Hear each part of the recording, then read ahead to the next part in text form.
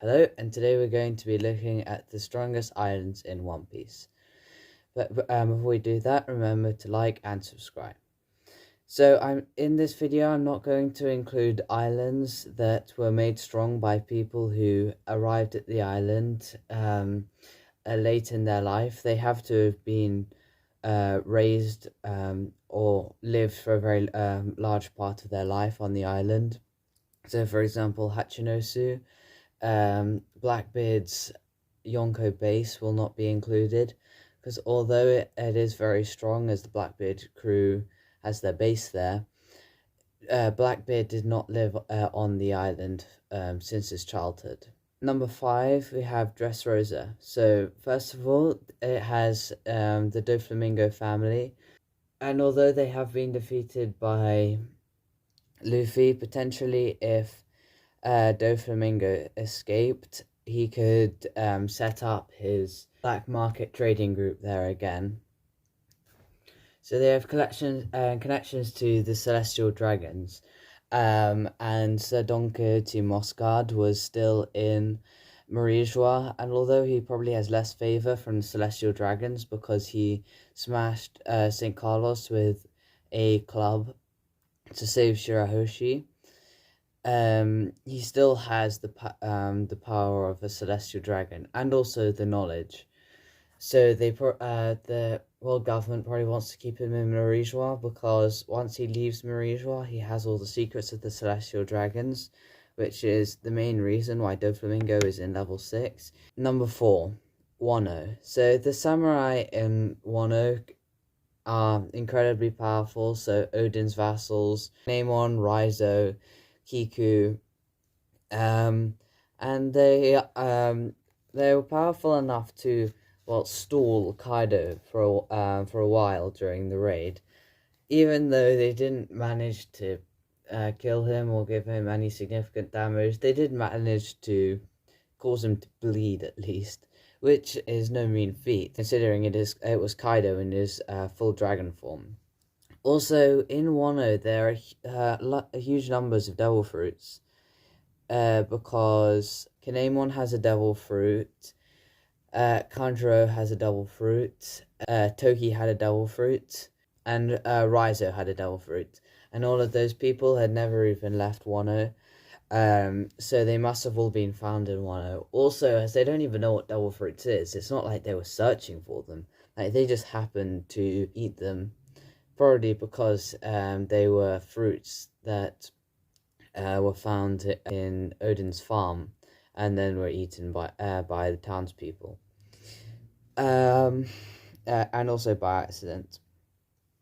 Also, through Odin, they have allies to some of the Whitebeard crew. So Marco knew Odin and Vista, and all of those people were on Whitebeard's crew with Odin, and then also people on Gold Roger's crew, so Rayleigh and Shanks. So, and if Wano is in trouble, possibly if they were able to contact them, Rayleigh and Shanks would come to rescue the samurai as a sort of tribute to Odin. Then in number 3, Zou. So the Mink warriors are very powerful. It was said by, I think, Chief Dogstorm that even the babies, they still had, they could still fend for themselves and were very strong. Because it's basically, the Minks are just a island of hybrid zones, but can still swim. And they're some of the strongest warriors. Then something that's specific to Minks is Electro, and we know this because on Whole Cake Island there was a rabbit that had Big Mom's or had a soul in it, so it was fighting Luffy and the few Straw Hats. But Carrot said it can't have been a mink because it couldn't use Electro, which suggests that only minks can use Electro. Then the Dukes of Zou are very powerful, so, Dogstorm and Cat Viper. So they're probably just more or less equal to Jack, because Jack fought them for 5 days. However, they could, Cat Viper and Dogstorm could swap out every 12 hours, so they had extra sleep, which Jack didn't have.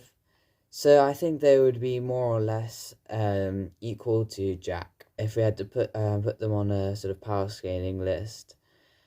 And then there's the actual island, which so Zunisha, the elephant, and I would say it has the equivalent power of, I'd say, one Yonko, because, and this is just in brute strength. If Kaido, I think it could probably defeat Big Mom, but if someone more tactically suited to fighting it, like Kaido, fought Zunisha, I would say that Kaido would probably win, because as long as he stays out of range, then he can probably win.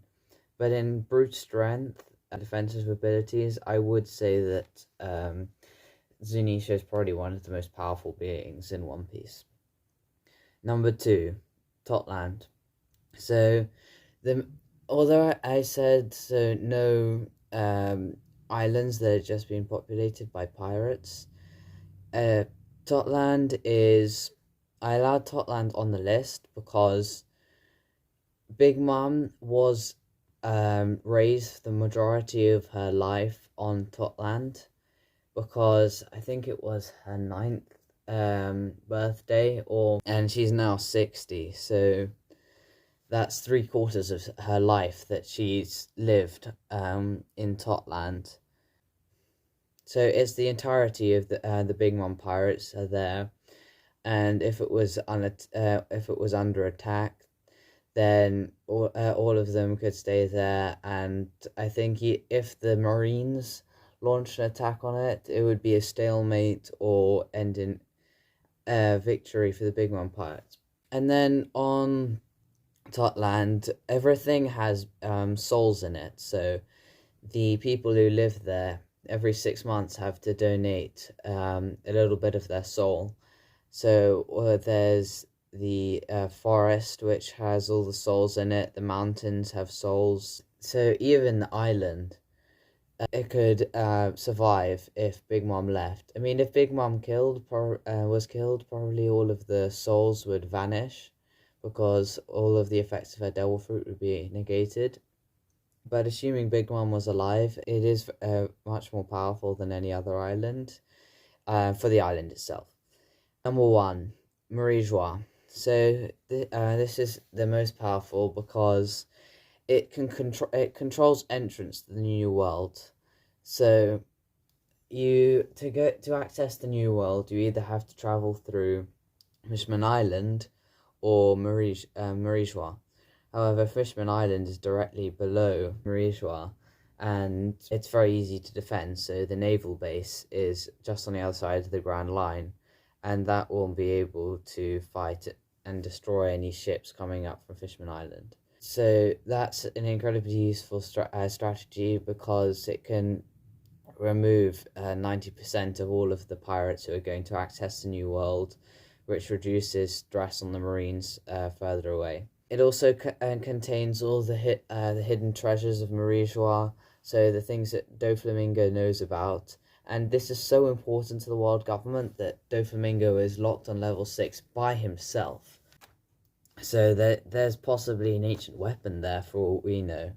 And there was the straw hat is the one thing that we're guaranteed to know that's there. So it's a giant straw hat kept in this freezer, which is possibly like the soul of Joy Boy. I mean, this is another video, because it is frozen, which is very odd, considering it's just a hat. Anyway, and then the Celestial Dragons live there, so they control the world, really. And they have the Marines and all of the heavenly tributes paid by every island, pretty much, in One Piece. And so they have incredible wealth, and they have the navy, but even the Celestial Dragons themselves could hire mercenaries to work for them. And then along with the world government, you have Emu, who's probably very powerful, and the Five Elders. And one of the Five Elders almost certainly has the Shodai Katetsu. So they probably have some level of strength on their own.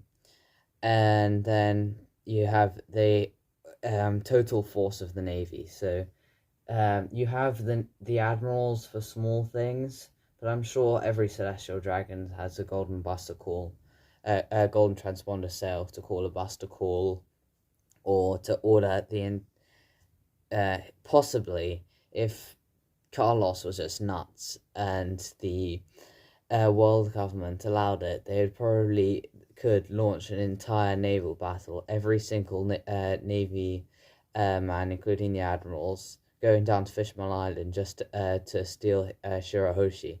It's a possibility. Anyway, thank you for watching. Remember to subscribe and like. Bye.